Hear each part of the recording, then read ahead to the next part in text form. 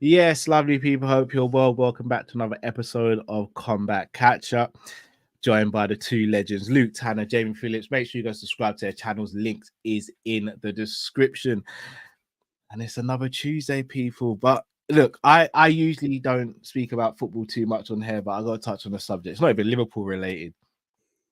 Ten Hag is in, everyone. Ten Hag is in. They all thought they were getting rid of him. Thought they're getting Tommy Tuchel and this person, that person. Ten Hag is here and he's here to stay, people. It's about to be another fun season for Manchester United, and I love it. And they thought it's all over. It is now. It is now. It is now. Slot's going to show him who the real Dutchman is. The battle of the Baldies, they say. I think we know he's going to come out on top. But people, got a fun show for you guys today. We're going to be speaking about a few different things. Dustin Poirier spoke to Ariel Helwani saying he's closer to retirement than not. Hunter Campbell has now officially seems to become the face of the UFC and not Dana White after some videos have circulated after the new Fight Inc. series. Going to speak about early stoppages and also a few other bits and bobs. Luke, Jay, how you doing, brothers? I'm feeling great. I've got an extra pip in my step. I've got some another stream, another Valentina picture. Yeah, there's many. There's quite a few around. Feeling great. Right. Let's start with the diamond then, guys. So I'm going to read a quote because he was interviewed yesterday on the Helwani show. If I'm not mistaken, his first interview since the defeat against Islam Makhachev, where he was so close and put on a great fight, but ultimately came up short again in another title fight. So his quotes are as followed. The only thing that makes me not want to walk away is I still feel I can compete with these guys. I'm scared to miss what I have left to give, but I also don't want to give too much of myself. I want to give more because I know I have a short window to give the best of myself, but I also have given so much of myself to the sport for so long. Also went on to say he's leaning more towards retirement than staying on. So, Jay, I'll start with you. In short, should Dustin Poirier retire? Yeah. Why? He's done. When you say he's done, yeah, Dustin. Yeah, he somehow he reversed being a diamond and went back into coal. That's what's happened. No, he's 35 years old and he's had wars, and I don't think, the up and coming young stars of the UFC in these weight divisions now. I think, he's going to have trouble going against. I know he beat Benoit, but if him and Benoit fight 3 more times in the next 2 years, I think Benoit probably wins 2 out the next 2 fights, to be perfectly honest. I just feel like he's not. There's not anyone he hasn't fought.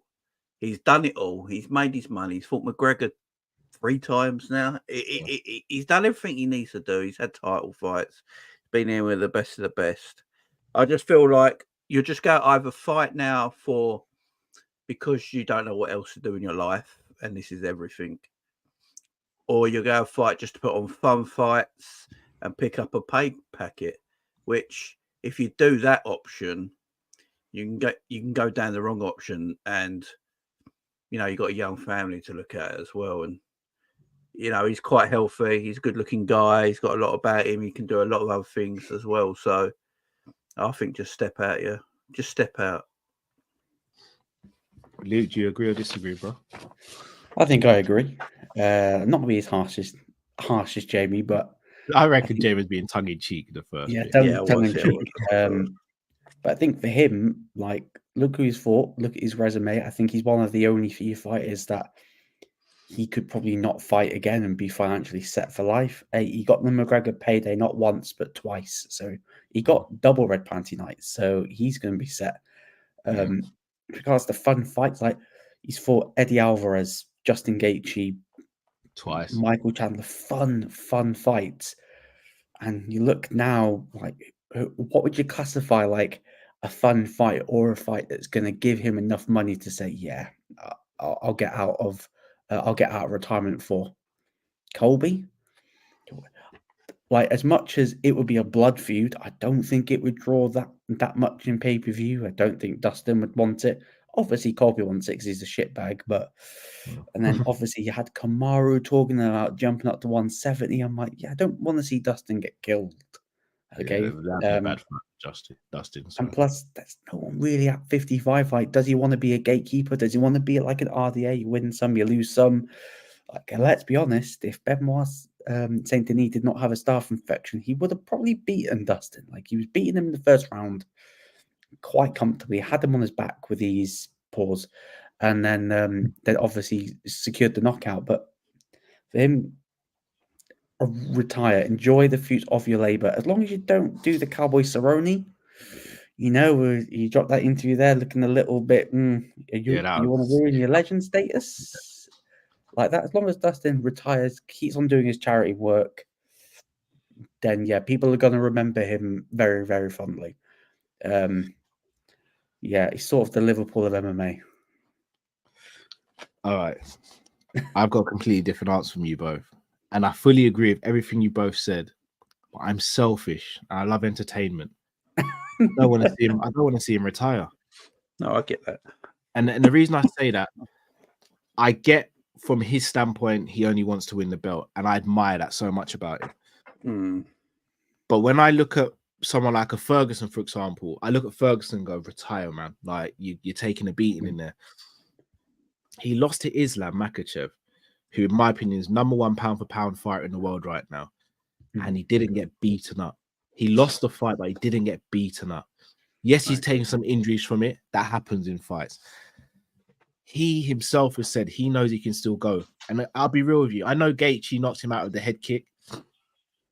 I think if they fight another 10 times, I think Dustin maybe wins 8 or 9 out of the 10. I think he's a better fighter than Justin Gaethje. Yeah. I think he's already beaten. Well, I mean, not. I think he's already beaten Max Holloway twice. So there's no allure for him to fight Holloway, even for the BMF title.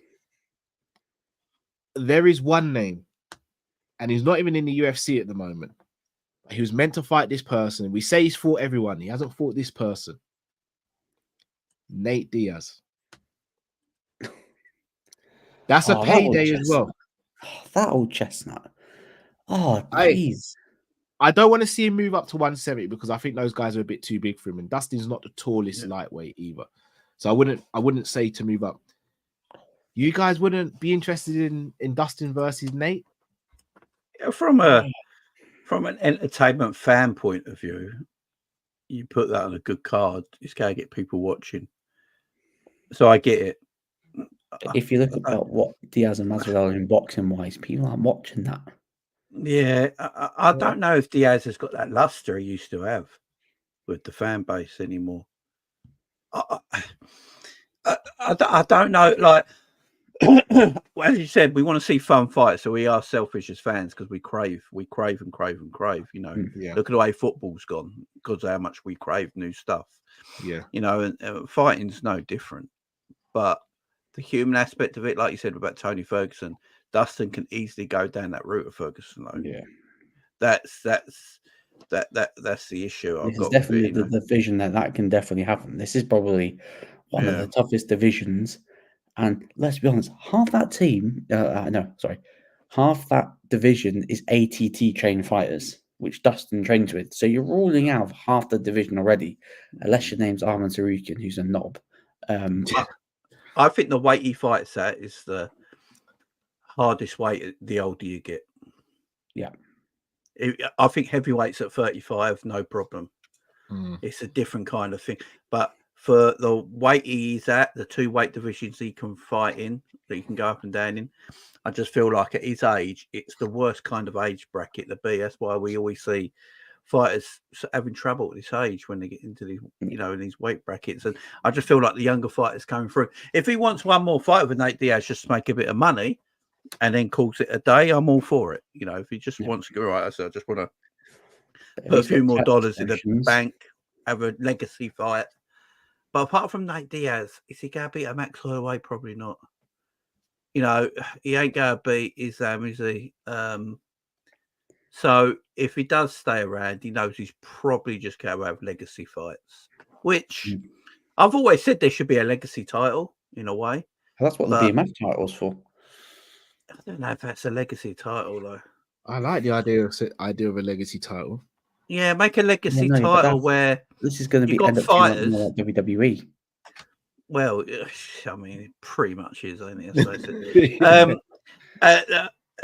You could like a legacy title. You know, the BMF title. I wouldn't call a legacy title because, you know, you got Max Holloway holding that right now, and he's arguably one of the greatest fighters on planet Earth. Would you entertain Volkanovski versus Dustin? Because Volk did call him out after. Yeah, I would. After, I just don't think Dustin would, because I as much as I love Volk, nothing to gain from it. Yeah, I was going to say there's nothing to gain from it, and it's not a big money fight either. I don't think that Volk's not a draw. Volk's not a draw.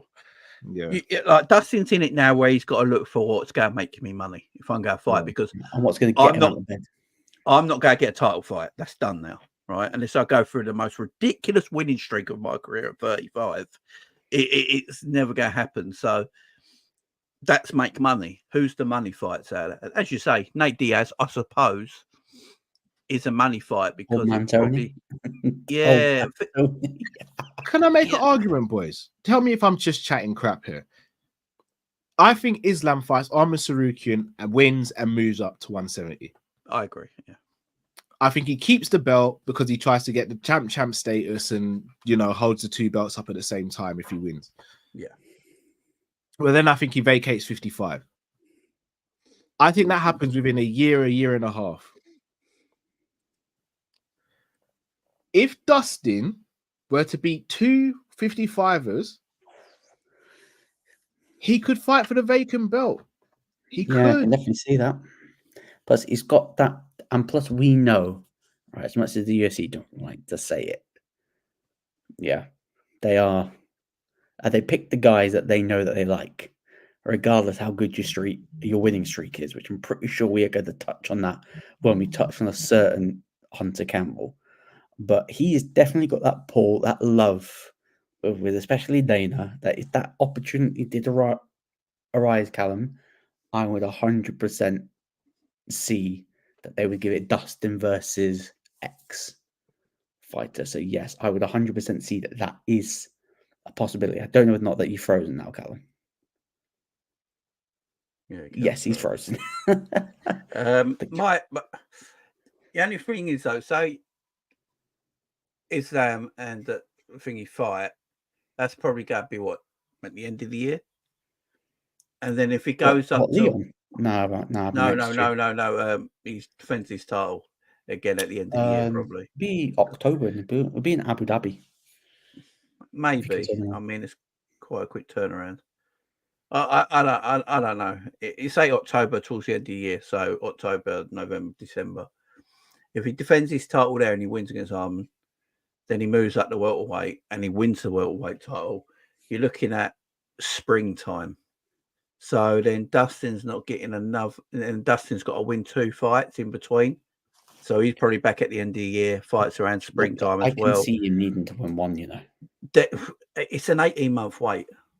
The thing is, I could only see him winning one or needing to win one, put in a clinical performance, and people will go, yeah, see, he deserves another shot. Look how close he took Islam.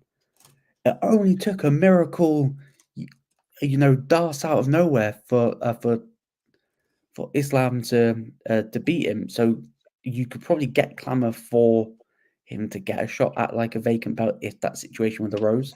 But I just depends how much he wants it though. Depends how much. So here's the rankings. He's number 4 in the rankings. For me, Islam beats Tsarukyan. That means Tsarukyan kind of go to the back of the line. Then you've got Oliveira, Gaethje, and then Dustin Poirier. I think Oliveira probably fights maybe Gamrot next. Agreed. Possibly. Unless he moves up to 170. I think he beats Gamrot, in my opinion. Yeah, that's the problem, though. Gaethje would probably... Sorry, Dustin, if he wins a fight, he will probably have to face Oliveira. I don't fancy his chance against Oliveira. Or Cal? I know I don't really want to veer into a different subject, but maybe it's Arman Tsarukyan versus Dustin. Because Armin's been talking that talk. Like Yes. you need to back your talk, because if they go into the gym and Dustin sees him, he'll be like, "What? Are you talking shit about me?" Yeah. You can go right now. Yeah. So, Armin Dariush, did football gospel Dariush is still kicking about. Forgot about him. Yeah, I don't think Dariush beats those guys, though. You know, Dariush is quality. I just don't think he beats those I guys. remember when they were pushing Dariush versus Islam for ages. I would have liked to have seen that fight at the time. I think Islam is getting better with each fight. I don't think when he was booked to fight Dariush, he was as good as he is now. No. Dariush, So- like, Islam's scary, man. So what weight division do you think Dustin should just stick at now? He's got to be 55. He's too small for 70, in my opinion. So he's got to stick at Those 55. 70 pounders are big, man. So is Dustin beating Armin? Probably not. Is Dustin beating Charles Oliveira? I don't think he beats Shot against Charles. Armin, you know. Is he beating Gamrot? Yeah, I think he beat. But No, they but the won't thing is, he's fight. not fighting like good they're friends. buddies. I think the only thing that happens is that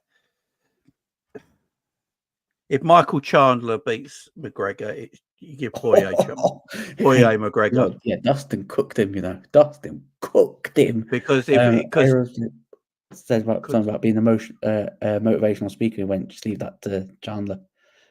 I actually think if Chandler wins, I think you do Poirier Chandler. That's what I was going to say. Yeah, Poirier Chandler. I think that's the fight to do, because McGregor ain't going down. He ain't going down to 155 now. He's too old, so he's going to stay at 170. So I think Poirier Chandler again is a legacy fight. It's a money fight that people want to watch. It's a stand up and bang. I think that's a match you could make. I just don't. I look at the rankings. He's just going to be a gatekeeper, and if he's happy with being a gatekeeper, I've got a suggestion. Do you know what? The UFC want to push someone, and he doesn't have a fight. Maybe if a certain Scouser wins at 55, do you think they tried to book Paddy versus Paddy? Yeah. Oh, Dustin killing. Not with Paddy's wrestling and jiu-jitsu, which is Dustin. That'd be ugly. Could you imagine Dustin just go boom, bam up? Yeah, but you can see them like grab a fighter that's low down the rankings and went, yeah, you're going to get your shot. You're going to fight Dustin now. If Dana did that, then I'd think he's got something against Paddy. Nah, never. Really? Dustin's got agendas against fighters? Oh, no way. There's Paddy's not beating Dustin Poirier. That's not happening. I'm not saying that he would, but you could see a situation where he'd be like, hey, Paddy, you won. Dustin not doing anything. Dustin, you want to possibly fight the title? Yeah, fight this guy right here. I don't even think Dustin accepts that fight either. That does zero for him. Yeah, it don't do nothing for him, does it? That does nothing for him at all. Like nothing at all. All right. If I was to ask you both Dustin Poirier's best fight so far in his career, if this is it, what would it be? Luke, I'll start with you. Oh, why you ask me first, man? Yeah, I know. I asked David the first question last time. Sorry, bro. Best fight of his career.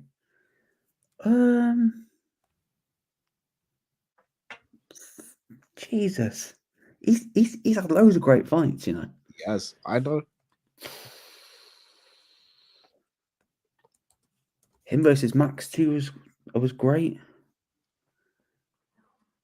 Oh, Gaethje 1 was great. His performance against Khabib was good. Then he lost. I can't even say best fight of his career, like as in like moment or where the trajectory took him to, or is his best fight. His best fight. Or should I say his best performance in a fight? Best performance. I will probably go. I'll go Max Holloway for the interim belt. That's probably his, in my opinion, his best performance. Fair point. Good fight. Good shot. Jay, what are you saying? I'd go in a knockout of Conor McGregor in 2. That's a shot as well. I think it made his name. It made his name right. Yeah, really, it was like he really broke out as in like first guy to KO. Made him a superstar. Made him a superstar. Yeah, got him that red. And I think that's probably the fight. I think that's probably the fight he would probably look at as well. Yeah, literally after that fight, it was like, you can fight for the belt or you can take McGregor for the third time. And then was like, take the effing belt, man. And he was like, no, I'm taking McGregor again. And then, my God, that gamble paid off. Yeah. I'm going Dan Hooker. Yo, I forgot about that. That was in lockdown. That fight against Dan Hooker at the Apex as well. That was the first time I sat there and I went, MMA fighters are built extremely different from normal human beings, because some of the punches you could hear connecting, oh man, brutal, absolutely brutal. So that Dan Hooker fight for me is Dustin Poirier's best fight. So yeah, but he's had a catalog. So talking to the Apex, you see how much WWE made it look better? Yeah, yeah. Hey, yo, your brother's in the chat, Cal. Yeah, we got Calvin in the chat. Says, hey, that's Calvin, hey, Luke, hey, Jamie, you give me joke with Shevchenko in the back, my guy. Yeah, Calvin, man. Pleasure to have you back in the chat. Big up to John Henry in the chat. Shout out to Bonkers, Liverpool 12th man. Big up yourself. Football gossiper Ryan Davies, Clark Kent, Joel Thomas, Drifty's Nunez, Army's here. Football with ends. If I missed anyone, no, I think that's everyone. Big up you all, guys. Make sure you smash that like button. Subscribe to Jamie and Luke's channels. Links in the description. Right, boys. I'm gonna move on to someone else. Hunter Campbell. So UFC have recently released a set of documentary series called Fighter Inc. And Hunter Campbell has been front and center of these videos. And I think everyone has seen Dana White as the face of UFC because he has been the face of UFC. You're the biggest mouth in the UFC. Pause. Yeah, he is. But Hunter Campbell seems to be the one who's actually running the show. And I go back to, there's a video with, I won't play it because I don't want to get done for copyright. But it's when John Jones goes to them and says, it shows them the video of when he tore his pec. And he's like, I'm gonna go and I've had an MRI, I'm just waiting for the results. This is John Jones saying, I've had an MRI, I'm waiting on my results to come through. Hunter Campbell stops him and goes, oh, I already have your results, you're out for 6 months. Hunter Campbell's not a doctor, but Hunter Campbell's running the show. I ask you, boys, not is he the real boss, because I think we've kind of established he kind of is. Why is this coverage happening now as opposed to a few years back? Is Hunter Campbell going to be more of a front-facing person? Luke, I'll start with you on this one. Oh, I think he is because we all like we all knew of his name, but I think the first time I saw him front and center was when, you know, USADA was no longer going to be the UFC's anti-doping like practice, and he was the one that sort of laid out how it was going to run. And I was like, okay, so we're probably going to see more Hunter. And I don't know whether or not this is sort of sowing the seeds of Dana, you know, stepping aside. I wouldn't say stepping down because, you know, Dana's still going to be the larger of life character, no matter if he's good for business, bad for business. You know, it is what it is. But Hunter's the one that makes things tick. Going to like Brazil to check on Charles to see if he could fight Islam at UFC 295, or whether or not he tries to somehow convince Aljamain Sterling that he needs to take the fight, even though that if I'm Sterling, I'm sacking my manager on the spot, by the way, not even speaking up for his fighter, just going, yes, sir, 3 bags full, so yeah, we'll fight on less than the camp's notice. And plus, it shows that the fighters respect Hunter as well. Yeah. The fighters respect him as well, which I think is definitely easy to get business done. But for me, he is definitely the Dana's replacement. 100% he's Dana's replacement to take over.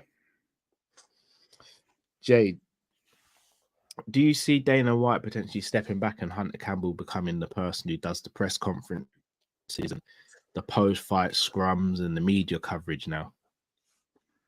I don't know. Do you know what I think it is? I think Hunter might be like WWE's version of Nick Khan. Shout.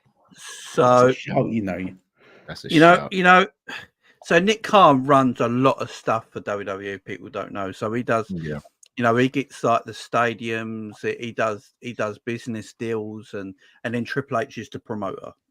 Yeah, he like John Levesque is Paul Levesque is the promoter, and Nick Khan is basically the person who sort of runs the company behind the scenes. He's the businessman. He gets the contract signed up. He gets the deal signed up. He gets arenas and events signed up. He's the one who decided that WWE would be on Saturday evenings instead of Sundays for pay-per-views and things like that. So I think I think that's what it is. I think Hunter and Nick Khan are doing the same jobs for each company. Dana White and Paul Levesque are the promoters for each company, and then in the background, TKO own everything. So TKO pretty much are the franchise players. They hire the people to run the job and the side hustle in both companies, and then they stay out of it entirely. They're just the money men. So I personally think that's how it works, Cal. I hear that. Now, you mentioned TKO, which has kind of led me nicely into a segue here. Do you think there's an argument to say, with the new round of negotiations for TV rights coming up for the UFC, with the fact that you look at how Triple H promotes and the way Dana White promotes and the backlash Dana's got, especially recently, do you think there's an argument to say that he's not necessarily he's stepping back, but maybe he's being phased out a little bit, and the people higher up are going, he's too volatile to be the front and center of this product. We want someone who's a bit more calm, maybe a bit more respected behind the scenes, and someone who seems to be a bit more cerebral in his approach rather than emotional. Do you think there's a case to be made that Hunter's being now pushed to be the man as opposed to Dana White is stepping aside? That might be something that'll happen eventually. I think you've always got to have your padded one, ain't you? You know what I mean? There's always a master and an apprentice. You know what I'm saying? It's always the way. So maybe that's what they're doing, and Hunter works his way through. But I think they look at it a bit like Vince when he was at WWE. He was, in their eyes, the selling point of WWE because Ari Emanuel was very good friends with Vince till he realised the shit he did. And but if Vince didn't get caught for all that, he'd still be there now. He'd still be the main guy, running everything, being the main promoter. But because of what happened, it's worked out better, and that company's booming because of it, of other people taking over. And you look at the other version of UFC at the moment, then I don't think they're booming as a company right now for like maybe profit and margins and things like that, and they're making more money than ever, maybe. But I think this is the most boring UFC has been in a long time. Yeah, and I think Dana has to take some responsibility about that because he comes out with mad statements. He's not booking the fights the public really want to see. He's got the Jurgen Klopps about him mainly, where he's got massive favourites. Sorry to cut you, Jay. Shout out to Liverpool 12th man. His political stance is not secret either. That could be splitting people as well. We saw in that whole, behind the scenes, we saw the PR team when it comes to Sean Strickland, and people are probably wondering, damn, why is Sean being screwed like this? And then you see the clip of the PR team and thinking, God, this guy's a nightmare. And then you see how things are probably changing. Is the UFC, how are they going to go, as they like to say, have they gone woke? Probably not, but they're definitely going to tone some things back, because as Vince was back in the day, that he was a selling point for WWE, Dana ain't the selling point for the UFC. I don't watch the UFC because of Dana White. I didn't get into the UFC because of Dana White. I got into the UFC because you had the biggest star in Conor McGregor bought me in, not some bald-headed promoter that chats utter bollocks, by the way. Saying that though, Luke, before if I'm not mistaken, no, it wouldn't have been actually. But you had the Stone Cold Vince dynamic, which kind of made WWE surpass WCW. You had the Dana White and Tito Ortiz. They've mirrored each other quite a lot, the two. But you're right. Dana's not the pull-in. He's not the pull for UFC. Dana's not the pull anymore, because me and Jamie literally did a video last week. Dana White said that Power Slap had more followers than any other sports team, including Real Madrid. Stop chatting out your ass, mate. We debunked it in 5 minutes. You got debunked in a couple of seconds. Like, you just look at Real Madrid. It's like, and plus, we have seen in press conferences, like, you don't need to be a genius to work this out. This guy is more of a casual than he has ever been. This guy is not dialed into the product. He is not dialed in. He said he gives a shit about the Contender Series, more about sticking the cards together. That means your mind's in the wrong mindset. Yeah. You claim that you sell out your arenas every week.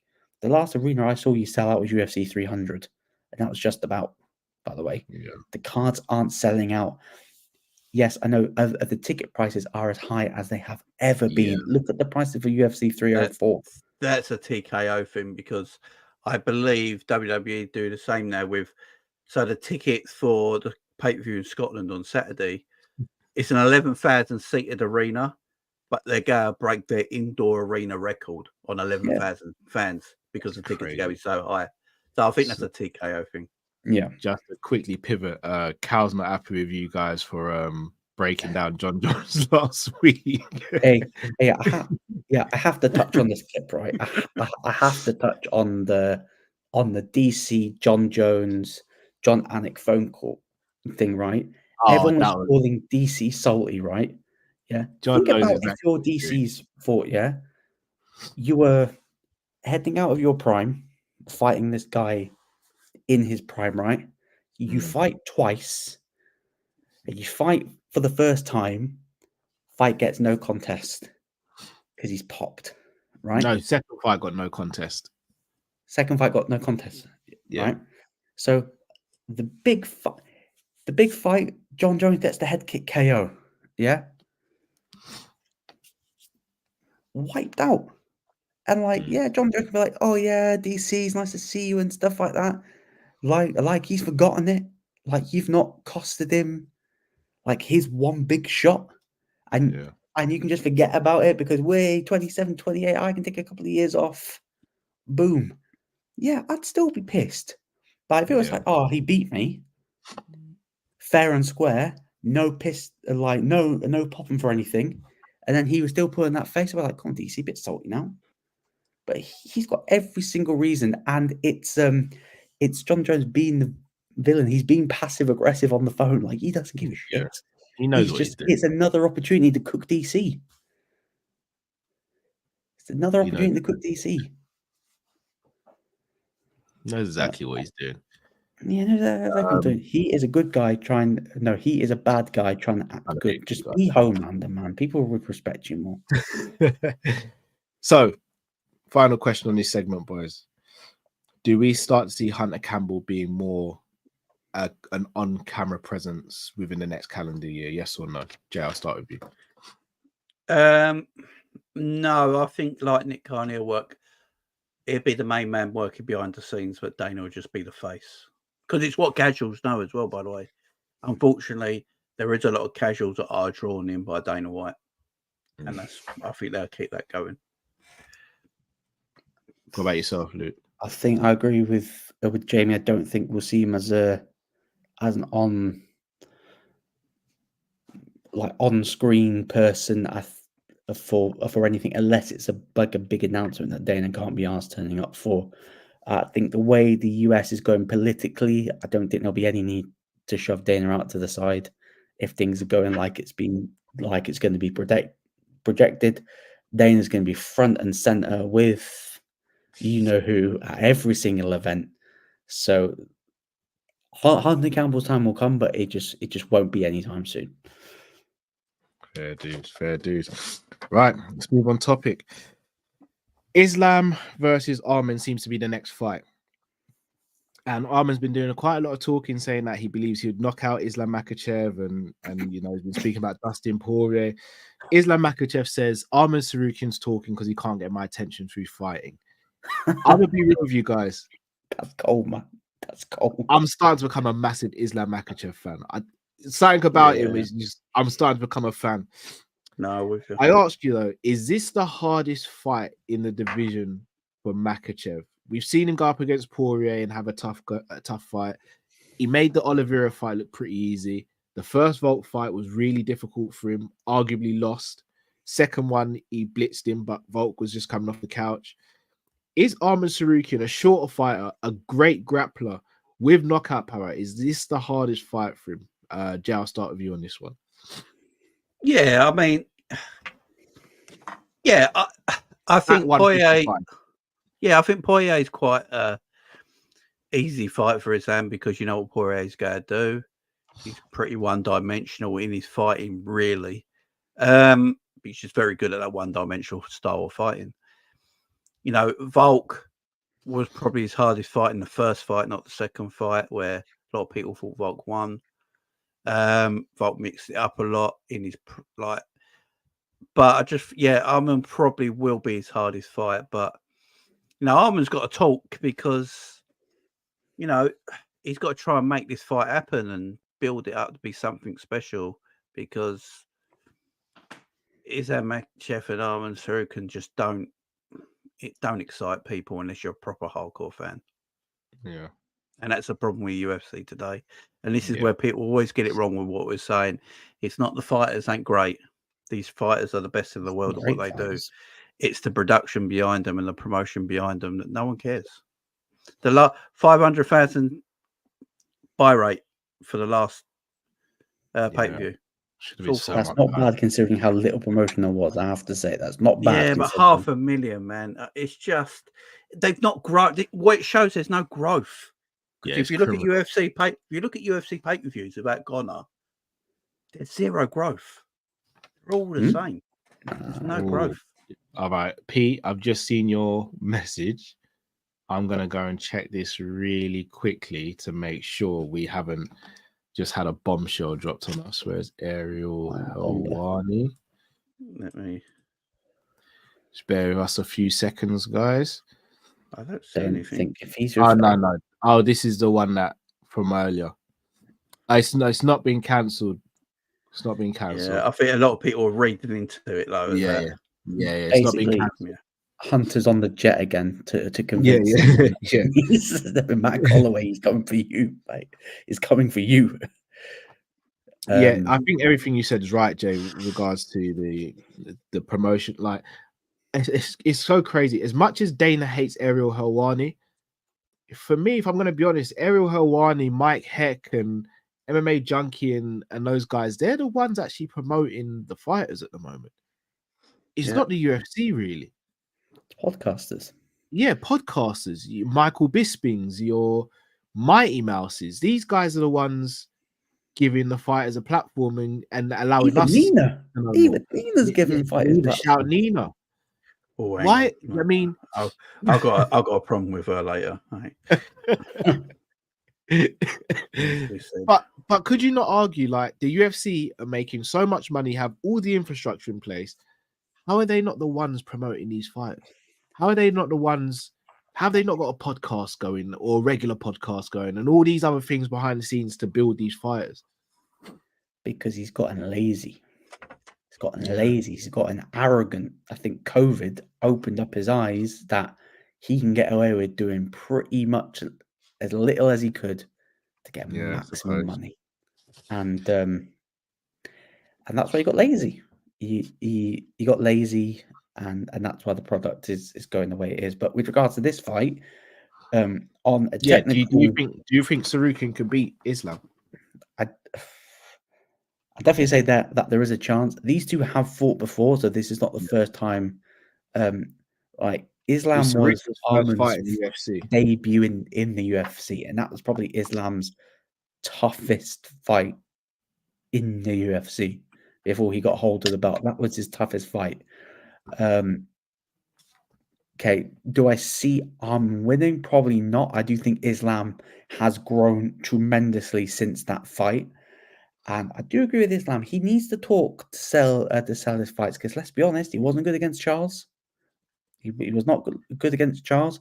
I think his comments as well in the media, like remember that fan that basically said some I don't even want to repeat because it was horrible to Kayla, and he was like basically went, yeah, he would basically, and I'm thinking, oh, that's disgusting. Yeah. Already, I don't want you to tell you. This guy's pretty unlikable. Brawled with the fan as well. He's still suspended, by the way. This guy's still suspended, by the way. Yeah. So, like, this guy may not even, get to whatever date it is. I would presume it's going to be in Abu Dhabi. It's going to be about October time. Apparently not. I think Islam once said he wants to fight at Madison Square Garden next. Well, So get in line because there's quite a few people wanting to gun for that John Jones card. Pretty sure, but I think this could be his toughest fight. I do think I see Islam winning. I do think Arman can land a few good shots and make it competitive, yes. But I think Islam will get the job done. Oh yeah. I can just imagine him getting that Dars finish straight away. Yeah, sorry, I just missed. It's just mad what I just made. Oh yeah, I saw that. That's just mad. Jeez. He scored 2 goals against Liverpool and he's valued at 50 million. That's great, man. Well done, boys. So I'll ask you guys. So if I'll speculate if Makhachev beats Sarukian, I believe he moves up in weight and goes up to 170. Oh yeah, definitely. Oh yes. Do you think the move from 155 to 170 to try and win the belt is the hardest jump in the UFC to make? Yeah, because of the weight difference. It's quite high, isn't it? No. You don't, Lou. What do you think it is then? I think it's 185 to 205. There's a 20-pound difference. That's a shout. There's a 20-pound difference. You could argue go light heavyweight to heavyweight. I actually don't think light heavyweight to heavyweight is the hardest. No, they're basically heavyweights anyway. No, I mean like the hardest jump is middleweight to light heavy. That for me is the biggest jump. That might be, to be fair. Do you know it's the biggest jump? Do you know why it might be 155 to 170? It's not the weight; it's the height and size. It's the height and size. Jump. If it's very hard to be 6 foot plus on 155, like and keeping that staying at 155. You probably need to move. You probably need to move to 170 or 185 in the future to be that height and keep there. It's the anomaly at 55. He's like 6'3". Yeah, and eventually, like their fight at 170, like they could go up. That's one. Like if you're 5'8" and you're 155, being 5'8" and going up to 170 when people at 170 are probably around that 200-pound mark. And they're 6 foot. Hey, if I told you Kelvin Gastelum too, right? Yeah, it's huge. Yeah, if I told you Kelvin Gastelum and Conor McGregor, Conor's got a longer reach and is an inch taller than Kelvin Gastelum. It's crazy, isn't it? Crazy. Yeah, but if you look at Gastelum as well, he was soft. Yeah. So he should have been really fighting at 170. He should have been, yeah. I'll be honest with you. I think Gastelum wasted his career by not fighting and being disciplined to stay at 170. Yeah, at the time when he was coming through, I think Gastelum could have really been a real challenger. He weren't lean, was he? He weren't lean at all. He never dedicated himself like he should have.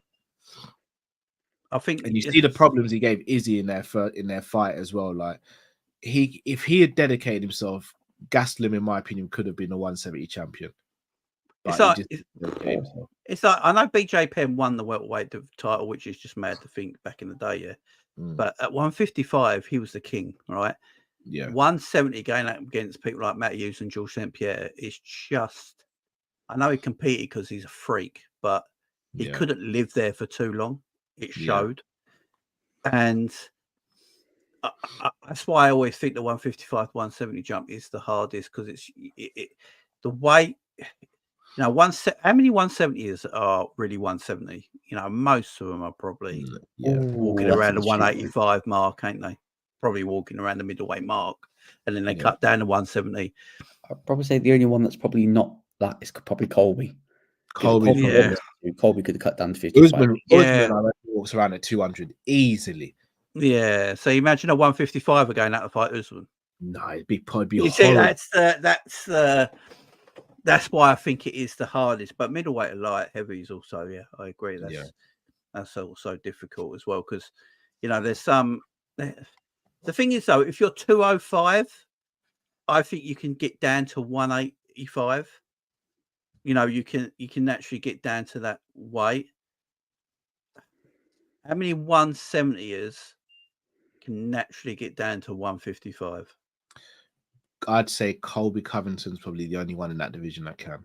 Might naturally get down to 155. And that's why I think that jumps the most. Usman couldn't. Leon definitely couldn't. Shavkat couldn't. Ian Gary couldn't. MVP couldn't. These guys, they just can't. No. And that's why I think age in the heavyweight division doesn't matter as much as about in the other division. It's the weight cut. Yeah. Because you don't have to cut weight, and most heavyweights can never get down to 205 anyway. No. Yeah, no. You need to cut off a leg. Aspinall looked into getting down to 205, and he's massive. I know. He sought out a consultant. The consultant said you'd have to literally lose a limb to even get close to. You'd have to die pretty much. Yeah, pretty much. Yeah. Which obviously we don't want to see happen. No. So yeah, it's an interesting debate though. It's an interesting debate. 100%. I agree. Right, last topic. Don't know if you guys caught it, but Gerard Cannonier for Nasruddin Imavov at the weekend, having a good scrap, and Imavov hurt him, but Cannonier wasn't dropped. He wasn't out on his feet. He was still defending, still weaving and moving and dodging shots. Jason Herzog, who in my opinion is one of the better referees, jumped in and waved off the fight. Now, this goes down as a loss for Cannonier. In my opinion, it's a very early stoppage. It's not the first time we've seen this either. We've seen early stoppages. We've seen late stoppages as well. And I've always said I'd prefer to see an early stoppage than a late stoppage. Mm-hmm. What's sad about the Cannonier situation is because he came out and did an interview again with Ariel Helwani. He had a pretty bad injury in camp, if I'm not mistaken. His wife also lost a child 2 weeks before the fight. She miscarried as well. He went exactly. Yeah. So one, bless him for even going out and still fighting, because I don't even know how he managed to stay focused, if at all. No. Mad. But then to go through that in camp, sorry, it wasn't an injury. He had a bad allergic reaction. They had to have some shots to control the reaction. Mm. After going through all of that, you're having a fight. Yes, you get stunned. But to have the fight stop like that, his world must feel like it's crumbling. But I ask, guys, what, if anything, should be done going forward when it's unanimously seen that the fight is stopped early? Should there be a review? Should the fight restart? Like, should there be an automatic rematch? If you could fix it, what would you guys do? Do you know what? I don't know. Do you remember what was the fight we watched when you guys thought it was an early stoppage, but I called a knockout? Was it Pereira Yuri? Yeah, you thought it was an early stoppage, but he actually knocked him out, didn't he? That is the only thing. These refs are right in there. If they see someone go out for a second like that, this sport is dangerous enough. Yeah. If you're unconscious for a second, bad shit can happen to your body.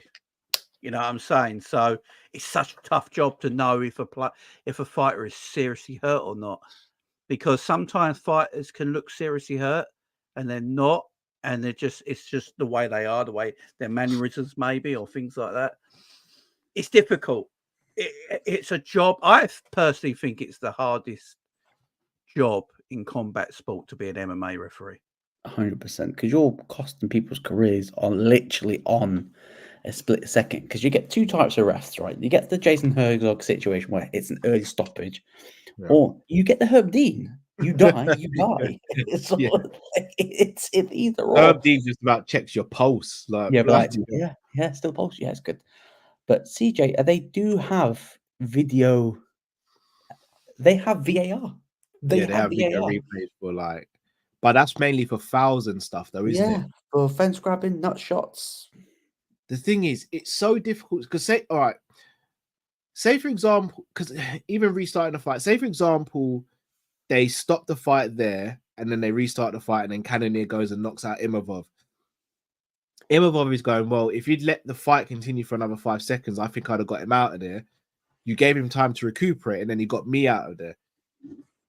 It's Jay's right. You get the Alex Pereira Jamal Hill, where there's an obvious nut shot, and Herb Dean's about to jump in, and he goes, "Hold on." Yeah, and then Pereira takes a few steps forward to close distance, and now Jamal Hill's still being salty about it. Yeah. So you can't win if you're like a ref. Like, you literally cannot win. I'm going to do a video unless it's a submission and someone's literally going tap. Literally, that's the only way like you could win, because you know that they're out. I'm gonna do a video on Jamal Hill, because what he's doing at the moment is killing me, because I'm a big fan of his, but I just don't think he's handling this situation well at all. Yeah, me and Jamie touched on it, but it's gone since then. Yeah, I don't know I think he's taking this really, really bad, and I worry he's not focusing for his actual fight that's coming up, because Oldberg could put him out. Yeah, and Oldberg's you can't blink on this guy either. It makes me feel like he thought Pereira was going to be an easy fight or something. Yeah, the way he keeps talking, it's like he's embarrassed. I would be. It's Pereira, my pound for pound, man.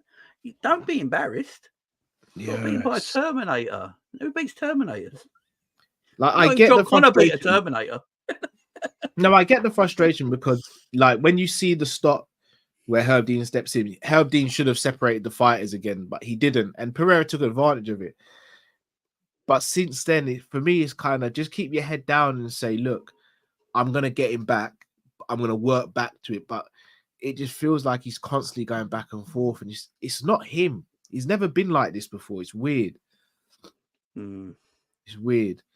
But yeah, I don't know. This early stoppage stuff, again, I'll always say I prefer to see an early stoppage than a late stoppage, but I think the fighters would prefer to have a late stoppage and an early stoppage, and that's the difference between them and us, the spectators, isn't it? Yeah, these fighters just rather go out in their shield. Do you know what I mean? Yeah. And then, but it's up to referees to protect fighters. That's the point of it. So, it's just so difficult. Like, Jay, look at Brock's fight against Shane Carwin. Like, if that happens today, that probably gets stopped today. Yeah, it would be stopped today. But look what Brock did. Yeah, the thing is as well, I do think the bigger the star you are, the more leniency you have with refs. Yeah, it seems like, innit? I do think that is the case, because if that was not Brock in the ring and anyone else fighting, I think it would have been stopped if they were doing the same thing as Brock. I do think the bigger stars get a bit more leniency. I think the bigger stars also get quicker finishes from the refs, and the refs also let them just play it out for a little bit longer, and other fighters get the opportunity to. I just think that's a natural thing. I don't think they do it on purpose. I just think you go in the ring and think, you remember when the ref didn't send Thingy off for kicking Shabby Alonso in the World Cup final? And he said he saw it and he just couldn't do it because it's a World Cup final. Yeah. He didn't want to ruin the moment. And I think refs literally go in there and go, right, I've got Conor McGregor or, and whoever. And I'm just going to let this play out a little bit more than I usually would in any other kind of fight. I think that's what they do, because they feel the pressure of the big stars performing. It's a shame 100%. That. It is a shame that. Well, people, it's now left to you guys. Let us know in the comment section what you think could be done about early stoppages. Is there anything that can be done? Let us know. If you haven't already, make sure you click the links in the description. There's 2 links in the description, one to Luke's channel, one to Jamie's channel. Please go and subscribe and support the guys. Stay here though, guys, after this show finishes, because we'll be redirected straight over to Luke's video where we'll be discussing other topics. That's going to be a fun one. So yeah, make sure you do that. Jay, what have you got coming up in the next day or so, bro? After Luke's show, I'm doing a Diaz Stays video. So yeah, if you want carnage, okay. I'm gonna tune in for that. Make sure you're around, about half past midnight. I'll probably be doing. That's gonna be fun. And all the breaking Liverpool news that's just been happening the last half hour or so. What more breaking news? What? Oh, The Athletic, the reporter for The Athletic, who reporting who Liverpool are after. So they're definitely after a winger. They're definitely after a centre back, and they're after a DM. And they've just made a point of that now.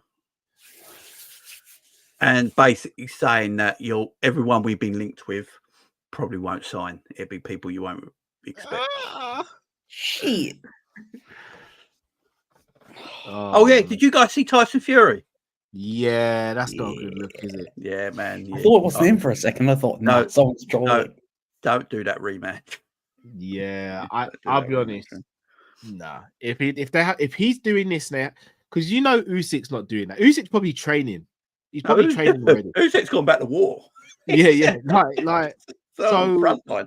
Like I don't get what Fury's doing there. It's not a good look. Nah. I'm sure I know it's crazy to say because I know he's beaten AJ twice already, so it might sound crazy. I think AJ's the only person that can beat Usyk at this moment in time. We're getting Bamford. Imagine. Yeah, I will show my face on stream.